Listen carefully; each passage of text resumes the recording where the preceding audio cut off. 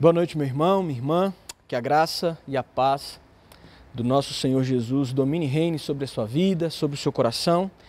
E nesse tempo que vivemos, que o nosso Senhor possa derramar esperança sobre a sua vida. Eu quero convidar você a abrir sua Bíblia comigo lá no Evangelho de Marcos, capítulo 5. Evangelho de Marcos, capítulo 5.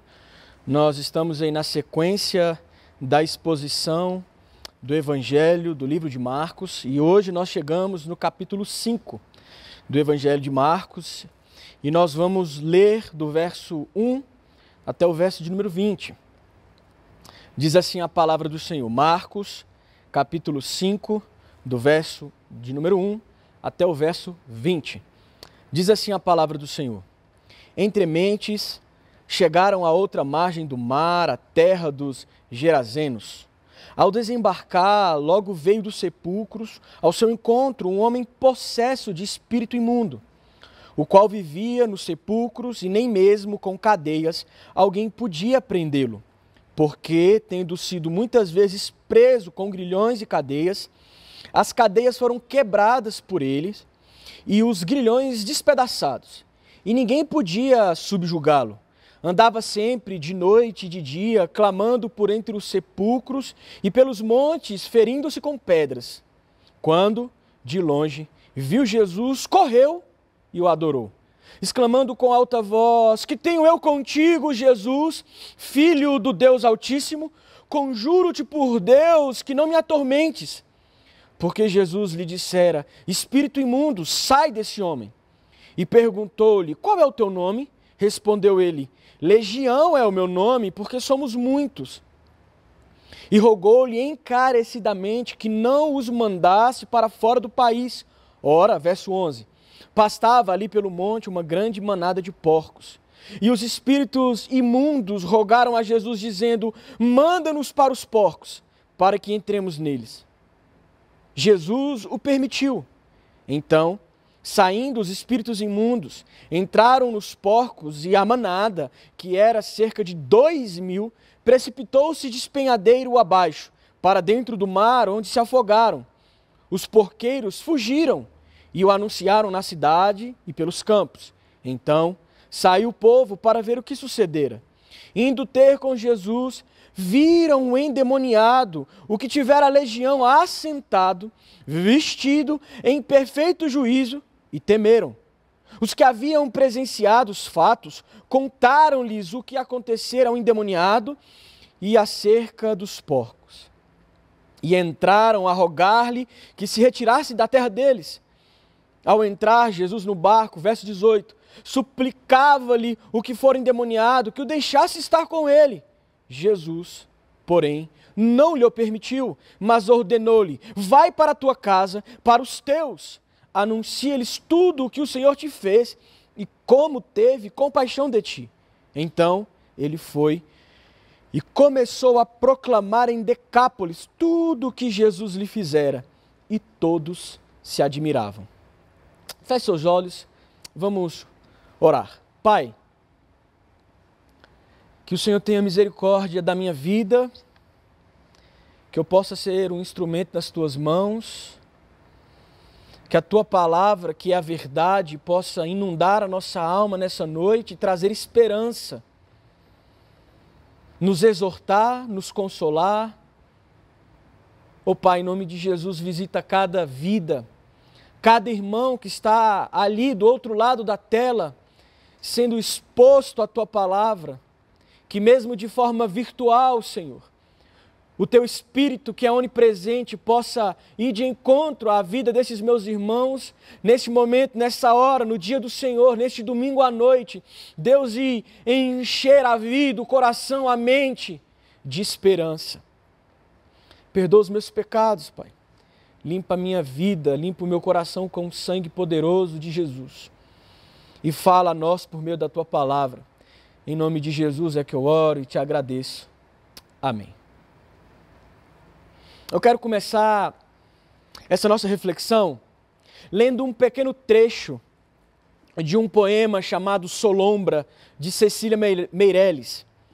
E esse pequeno trecho dessa obra diz assim: abro aspas. Esperamos assim, por esperança.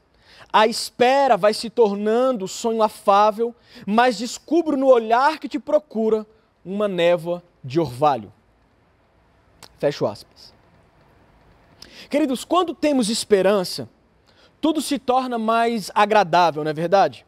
A vida se torna como um sonho e a vida, passa a ter mais valor. É como um sonho afável, é como algo prazeroso. Agora, quando a esperança se vai, é como diz a poeta, mas descubro no olhar que te procura uma névoa de orvalho. Ou seja, quando a esperança se vai e olhamos para a realidade, e eis que ao olhar para essa realidade, diante de nós se abre um abismo, nos restando apenas uma vida sombria, um tempo soturno, nebuloso, um tempo de vírus, um tempo de pandemia.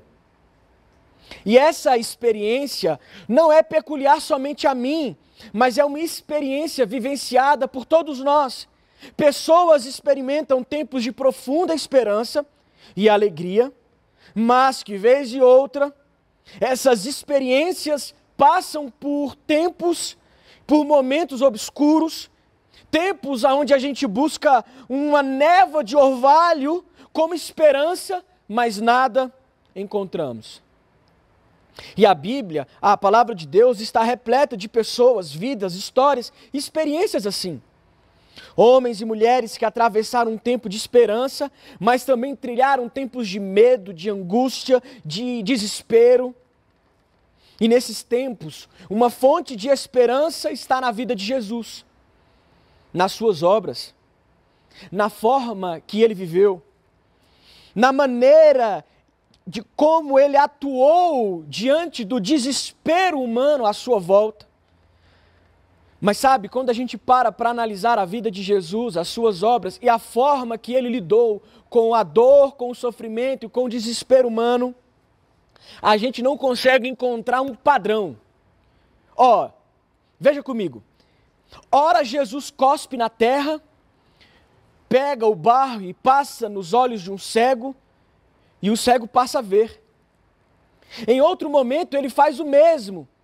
Cospe na terra, faz o barro, coloca no olho do cego e diz, e aí, você está vendo? Ele diz, eu vejo pessoas como se fossem árvores. E então Jesus faz um novo movimento. Em outras ocasiões, ele encontra um centurião que tinha um servo em sofrimento. Jesus não vai ao encontro do servo do centurião, Jesus não fala nada, Jesus não emite nenhuma palavra de ordem, ele apenas diz para o centurião, pode ir para casa, seu servo está curado. Teve momentos em que Jesus apenas olhou para o cego e o cego voltou a enxergar. Houve momentos em que Jesus tocou nas pessoas, em outros momentos ele não toca nas pessoas. Já teve outros momentos em que ele abraça as pessoas e abraça aqueles que não deveriam ser abraçados, como os leprosos, por exemplo. Ora, Jesus toca, mas teve um momento em que ele foi tocado, e quando ele foi tocado, o texto diz que dele saiu virtude, dele saiu poder, e uma mulher foi curada. Qual é o padrão da ação divina? E é sobre isso que vamos falar hoje. Sobre o padrão da ação divina? Não. Isso nós nunca saberemos. Mas nós vamos falar hoje sobre esperança em meio ao caos. E essa palavra é para você que está angustiado, para você que está desesperado, para você que está aflito, para você que está com o coração em pânico. Afinal, queremos esperança. Queremos ordem em meio ao caos. Queremos paz e ordem e esperança neste tempo hoje que vivemos. Dias soturnos, dias sombrios, dias de vírus, de pandemia, dias em que o caos pandêmico se instalou no mundo. E o título que eu dei para essa nossa reflexão, com base em Marcos 5, de 1 a 20, é A Esperança em Meio ao Caos, ou Esperança no Caos. O texto vai nos dizer que havia um homem possesso de um espírito imundo, e que esse homem ele vai ao encontro de Jesus. O texto nos diz que esse homem possede um espírito imundo que vai ao encontro de Jesus. Ele habitava, ele morava, ele residia em meio aos sepulcros. Verso 3. Um local de morte, um local que pelo judaísmo do primeiro século era considerado um local impuro e moradia e habitação dos demônios. Queridos, o fato deste homem habitar em meio ao sepulcro, no túmulo, no cemitério, nos mostra algo mais profundo do que apenas a indignidade humana, devido, óbvio, às condições sociais. O fato deste homem habitar e morar no deserto, no cemitério, no sepulcro, nos mostra e nos revela o estado do coração humano sem Jesus. O estado natural do homem sem Deus. Satanás, o inimigo de Deus, por não poder atingir a Deus, ele faz o quê? Ele assola a obra-prima da criação divina. O homem, a mulher, o homem e mulher criados segundo a imagem, segundo a semelhança do próprio Senhor. Se você for lá em Apocalipse capítulo 12, versos 7, 8 e 9, e do verso 13 ao verso 17, você vai constatar a serpente, o dragão, o inimigo assolando, indo atrás da criação do Senhor, homem e mulher. O texto de Marcos nos mostra no verso 4 que esse homem foi preso por correntes, preso por grilhões, preso em cadeias. Mas o texto vai nos dizer que as cadeias foram quebradas por ele, grilhões despedaçados, ninguém podia subjugar esse homem, ninguém podia conter esse homem, ninguém podia prender esse homem, ninguém tinha força capaz de afugentar esse homem. Afugentar do meio social, porque provavelmente as pessoas prendiam esse homem, porque de fato ele era um incômodo social. Ninguém conseguia controlar, ninguém conseguia prender, ninguém conseguia conter. Este homem endemoniado, um homem criado à imagem e à semelhança de Deus, está tão desfigurado espiritualmente daquilo que fora criado para ser. O texto vai nos dizer que, verso 5, ele andava de noite e de dia pela cidade, se cortando com pedras, causando medo, terror, incômodo na comunidade local, na cidade de Gadara. Obviamente que tal comportamento revela um desequilíbrio da normalidade. Este homem que habitava em sepulcros feria-se com pedras, mas ao ver Jesus Cristo, ele faz algo inesperado. E o verso 6 diz que ele adora. Mas veja comigo, esse homem não tinha consciência. Ele se cortava com pedras, ele andava nu, ele morava em túmulos, e o texto nos mostra que o homem se prostra. Mas na verdade não é o homem que está se prostrando. Na verdade, são os demônios que estão se prostrando e se curvando diante de Cristo. Eu quero dar uma pausa com você aqui. Observa comigo que do verso 3 ao verso 5 é um parêntese.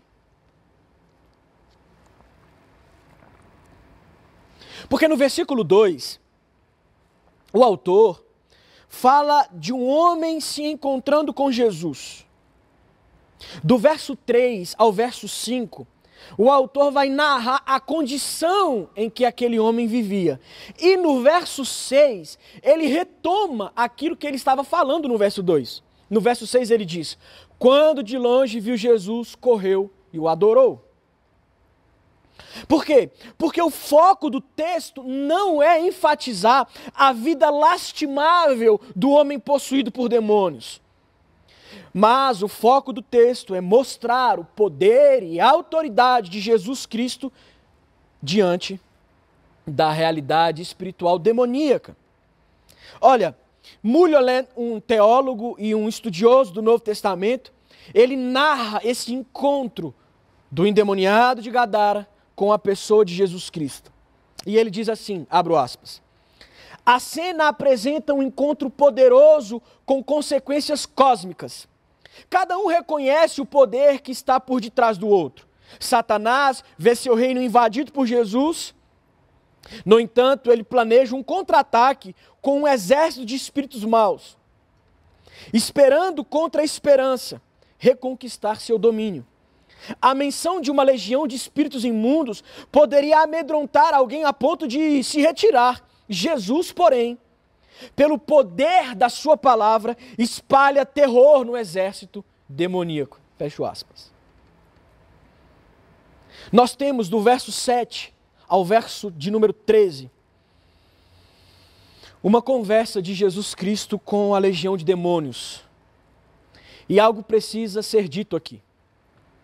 A Bíblia proíbe consulta aos mortos. A Bíblia proíbe consulta a entidades espirituais e a espíritos. Todavia, Jesus aqui, ele tem essa conversa com a legião de demônios, porque se trata da revelação progressiva do Senhor. E aqui, obviamente, existe o quê? O aspecto do ensino. Jesus quis conversar com essa legião de demônios, porque ele desejava mostrar para mim e para você duas grandes verdades. A primeira grande verdade que Jesus deseja nos mostrar é que nós não podemos ser negacionistas quanto à realidade espiritual e à existência dos demônios. E a segunda verdade que Jesus deseja nos ensinar nesse texto, ao conversar com o diabo, o cão, o Satanás, é que nós não precisamos ter medo deles. Por quê? Porque servimos a um Deus que é infinitamente maior e mais poderoso do que qualquer realidade demoníaca. O fato, queridos, é que o diabo, ele faz um pedido para Jesus. Olha o verso 7. Que tenho eu contigo, Jesus, filho do Deus Altíssimo, conjuro-te por Deus que não me atormentes.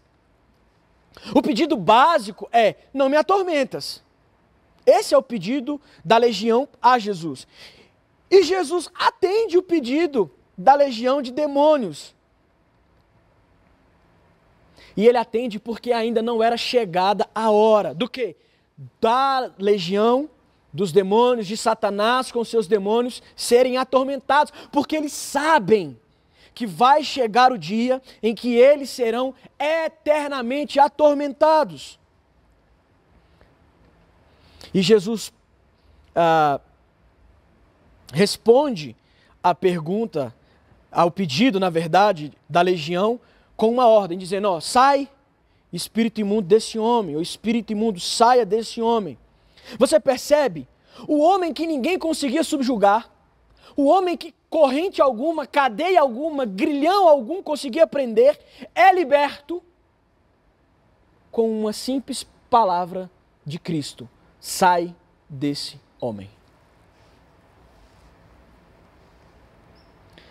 Eis aquele que acalma os ventos e os mares, libertando agora um homem do poder das trevas com o poder da palavra. E aí vem o verso 9. Na nossa mente, Jesus poderia, está liberto, libertei, vou-me embora. O que Jesus faz? Ele vira e diz, qual é o teu nome? E é que Jesus começa um diálogo, queridos, com a legião de demônios. E ele pergunta, qual é o teu nome? Verso 9, respondeu ele, legião é o meu nome porque somos muitos. Legião era um nome dado a um destacamento militar de soldados romanos. E essa legião, esse destacamento militar, era composto por mais ou menos 6.000 soldados romanos. Queridos, não existia nada no primeiro século mais aterrorizante do que uma legião de soldados romanos. Porque onde essa legião de soldados chegava, onde eles entravam, eles destruíam tudo. Eles entravam em cidades, em vilarejos, em pequenos povoados, e quando eles chegavam, eles matavam, eles destruíam, eles não tinham pena, matavam homem, matavam mulher, matava criança, colocava fogo em tudo, matava os animais, saqueava tudo que podia. Então não existia nada mais que causava mais medo naquele contexto do que um destacamento militar conhecido como legião. E quando Jesus pergunta qual é o nome do espírito imundo que está possuindo aquele homem, ele diz legião. E é engraçado que com uma palavra, Jesus expulsa mais de 6.000 demônios. Expulsar um já é difícil, imagina 6.000. Com uma palavra, sai desse homem, o homem está liberto. Mas existe um outro pedido, verso 11 e 12. A legião diz, Jesus, é o seguinte, tem uns porcos ali, no penhasco, não manda a gente para fora do país, não. Deixa a gente entrar naqueles porcos. Jesus, verso 13, Jesus o permitiu, porque quem manda? Quem estava mandando ali naquele cenário? Era Jesus. Jesus falou, então tudo bem, pode ir lá para os porcos, vai lá para os porcos. E eles saem do homem, a legião, entram nos mais de 2.000 porcos, e os porcos, o texto vai nos dizer, eles se precipitam despenhadeiro abaixo. Gadara era uma terra gentílica. E a economia daquela região girava em torno da criação de porcos. Criação de porco em Gadara era o meio econômico, era o meio em que as pessoas tinham para se sustentar. E para o judeu, porco é imundo, é um animal imundo. Então, Marcos, ele é intencional em mostrar que Jesus é quem permite que os espíritos imundos, a legião, vá até os porcos, verso 13, nos mostra isso. Mas também Jesus atende esse pedido, porque obviamente Jesus tinha uma intenção, um propósito. Tudo que acontece, existe um propósito. E qual era o propósito em Jesus atender esses pedidos? Qual era o propósito? Deus ter o seu nome conhecido, adorado, reverenciado, temido. E quando os porcos caem no precipício abaixo, olha a reação dos porqueiros, verso 14. Eles fogem e eles vão para a cidade e pelos campos anunciando Jesus. E então sai o povo para ver o que está acontecendo. Não, a gente está ouvindo dos porqueiros que tem um tal de Jesus que está fazendo um rebuliço aqui na nossa cidade e mais de 2.000 porcos caíram despenhadeiro abaixo. O que está acontecendo? E o texto vai dizer que após os próprios porqueiros anunciarem Jesus, as pessoas saem para ver o que estava acontecendo. Verso 15. Indo ter com Jesus, viram um endemoniado, o que tiveram a legião assentado, vestido em perfeito juízo e temeram. Temos um homem alcançado por Jesus. E isso gerou um maravilhamento na pessoa de Cristo para os outros moradores da cidade de Gadara. Porque as pessoas ficavam impressionadas, elas temeram, o texto diz. Mas, no verso 16, o texto vai dizer que algumas daquelas pessoas que presenciaram tudo aquilo, rejeitaram a Jesus. Versos 16 e verso 17. Aqui a gente precisa fazer uma nova pausa. Uma nova pausa. O verso 15 mostra o homem transformado. O verso 16 e 17 é uma pausa. E o verso 18 a 20 retoma a ideia do verso 15. O verso 15 é um homem transformado, vestido, sentado em perfeito juízo. E o verso 18 retoma essa ideia, porque esse homem que foi transformado quer seguir a Jesus. Mas entre o verso 15 e o 18, nós temos Marcos contando o relato de que houve sim um homem liberto, mas houve pessoas que rejeitaram a Jesus. Como que nós podemos aplicar, queridos, isso para o nosso coração? Esse aqui é o retrato da humanidade em que nós vivemos. Cristo tem poder para intervir na vida humana, mas o que os homens desejam? Uma vida sem Cristo. Mas por que se Jesus gera dignidade, ou gerou dignidade para aquele homem, por que as pessoas rejeitaram Jesus, se Jesus trouxe aquele homem de volta a uma vida normal? Porque o maior perigo, presta atenção no que eu vou falar agora, porque o maior perigo de você ir até Jesus e você só vai até Jesus porque ele veio. O endemoniado só foi até Jesus porque Jesus desceu do barco e foi à terra de Gadara. O maior perigo, sabe qual é? É que Jesus vai desconstruir os seus planos para construir os dele na sua vida. E o coração desses porqueiros foram revelados. Foram revelados. O coração desses homens que negam a Jesus e que rejeitam a Jesus, aqui em Marcos 5, é o coração descrito lá em Marcos capítulo 4. Volta sua Bíblia um pouco.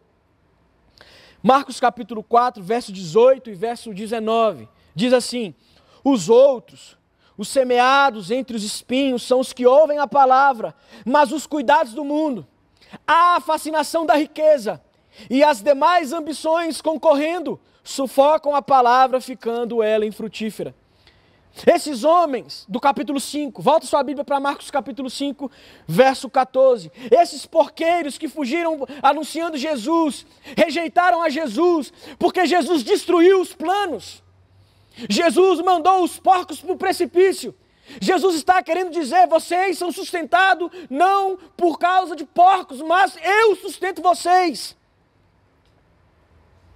O desfecho dessa história, queridos, é muito importante para o cristão de hoje. Porque o homem era desejoso de ir com Cristo no barco. Verso 18. Ao entrar Jesus no barco, suplicava-lhe o que for endemoniado que o deixasse estar com ele. Mas Jesus não atende o pedido do homem. Veja que ironia. Jesus atende o pedido dos demônios, mas Jesus não atende o pedido desse homem. E o que Jesus disse para esse homem? Não. Você não vai comigo no barco, não. Você vai voltar. Você vai voltar para o seu lar. Você vai voltar para a sua família.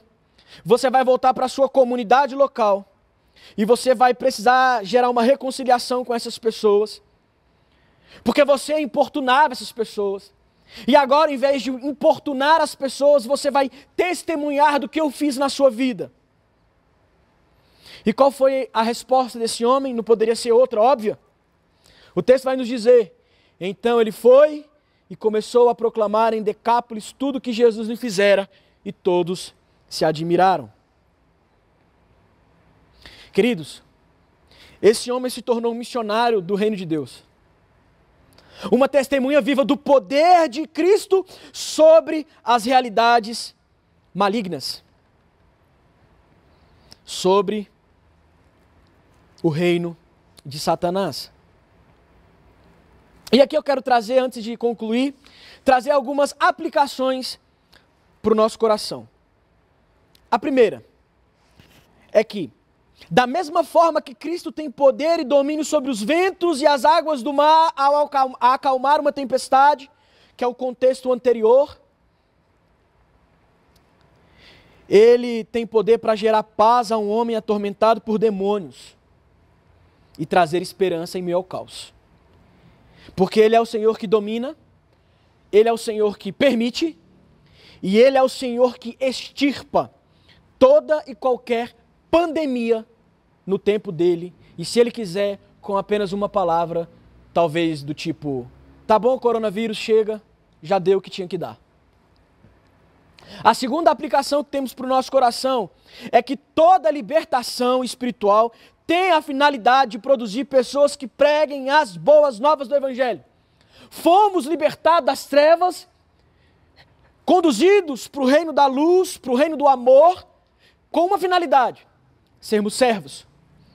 Vivíamos um caos espiritual. Cristo entra na nossa vida, entra na nossa existência e traz esperança.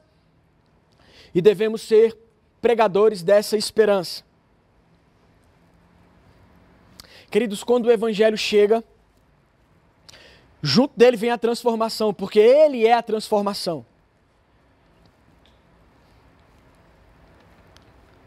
Terceira aplicação para o nosso coração. O homem queria ir no barco com Jesus, mas Jesus manda ele ir para a casa dele, manda ele pregar e anunciar aos seus,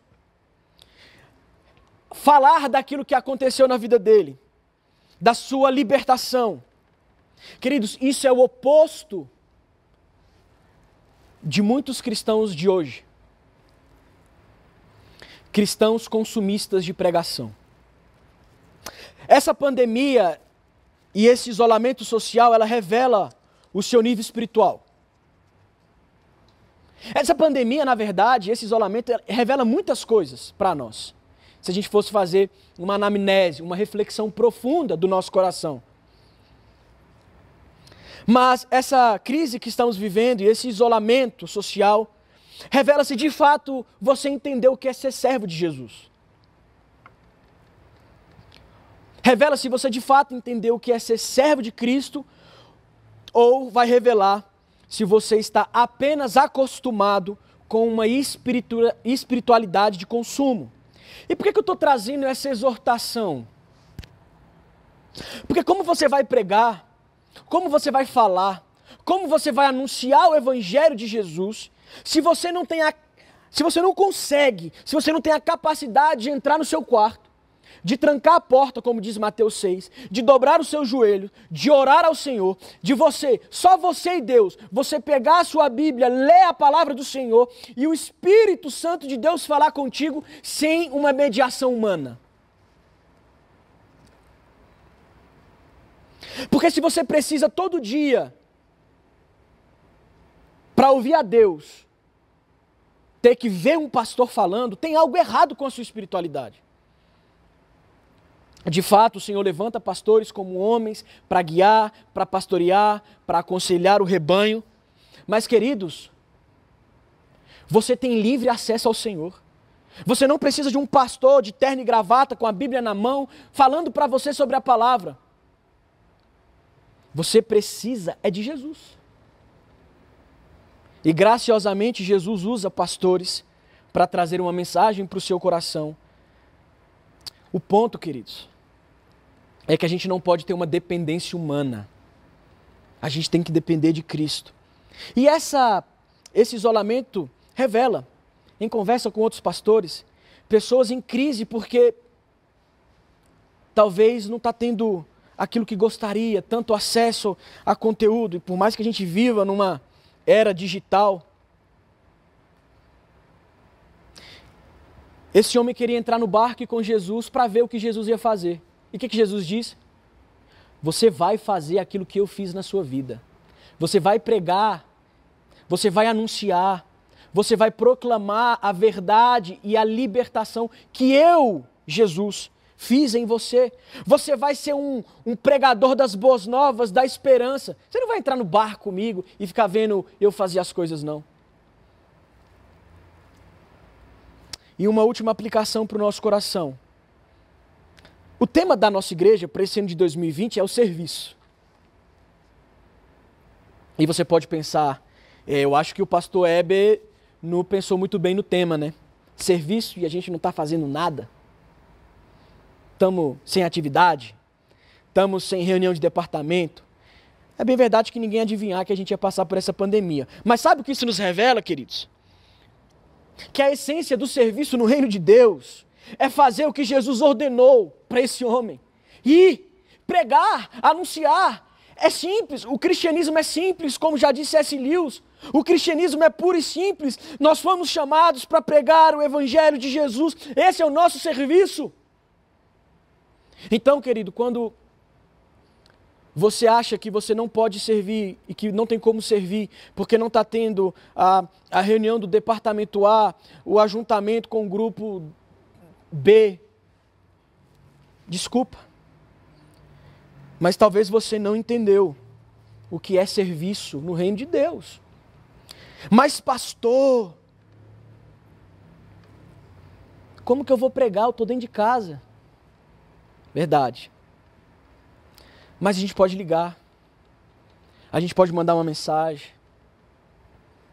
Você pode fazer uma cartinha e colocar debaixo da porta do seu vizinho. Você pode. Você pode fazer uma chamada, conferência, uma videoconferência. Você pode ligar para aquele seu parente, para aquele seu amigo do trabalho que está em pânico com tudo que com tudo que está acontecendo. Queridos, olha o verso 19. Vai para a tua casa, para os teus, anuncia-lhes tudo que o Senhor te fez e como teve compaixão de ti. Olha para mim. As pessoas estão desesperadas. As pessoas estão angustiadas. As pessoas estão em pânico. As pessoas estão pensando sobre a vida, e se eu morrer, o que eu fiz? Eu fui um bom pai, eu fui uma boa mãe, eu fui um bom marido, eu fui uma boa esposa. As pessoas estão reflexivas sobre a vida, porque a gente só reflete sobre a vida diante do caos, diante do problema, diante do sofrimento, diante da dor. E Jesus está falando para mim, para você, por meio do texto do ex-endemoniado de Gadara: ei, vai e leva a esperança. Prega as boas novas. Porque a esperança, ela vem no meio do caos quando a palavra é pregada, quando o evangelho é anunciado. E eu quero concluir.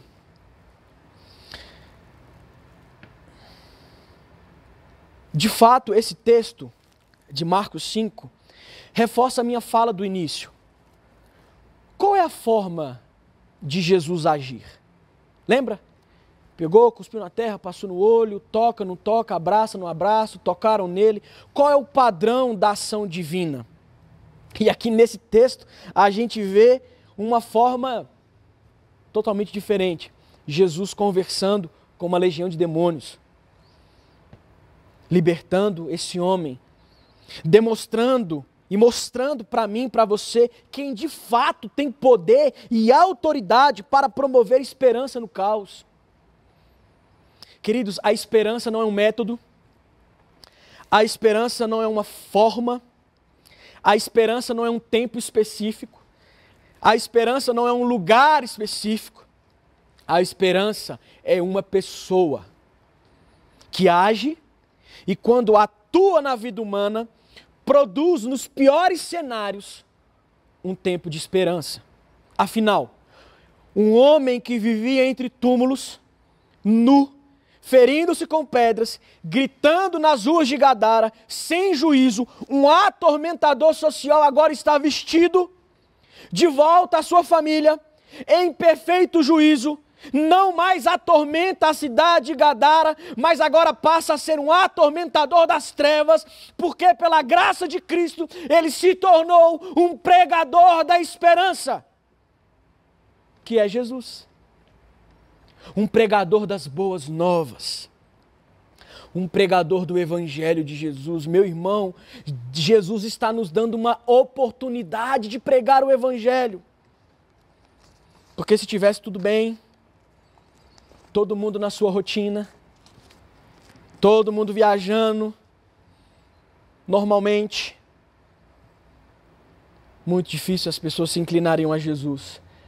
Este é o nosso tempo, igreja. É o tempo de pregar o evangelho, o tempo de entender o que é ser igreja, entender o que é ser servo, entender o que é ser serviço. Esse é o tempo da gente quebrar paradigmas e desconstruir muitos conceitos errados. Aqui onde eu estou, nesse lugar, isso aqui não é a igreja. Isso aqui é um lugar de pedra, de tijolo e de cimento, aonde eu e você, como igreja, a gente se reúne. A maior missão da igreja, não é ficar se reunindo em departamento toda semana. A maior missão da igreja é anunciar aos perdidos o evangelho de Jesus. E esse é o nosso tempo. O tempo de esperança em meio ao caos. Que Jesus nos levante como igreja. Que Jesus nos levante como servo. Que Jesus nos levante como arauto do evangelho. Aqueles que na boca e nos lábios tem palavra de esperança. E se você está angustiado, apavorado, com medo, você serve a esse Jesus, que com uma palavra, libertou um homem de mais de 6.000 demônios. Tenha fé, ore, leia a palavra, busque ao Senhor, jejue, converse com seus amigos. Existe tempo para todas as coisas debaixo do céu. Que Deus te abençoe.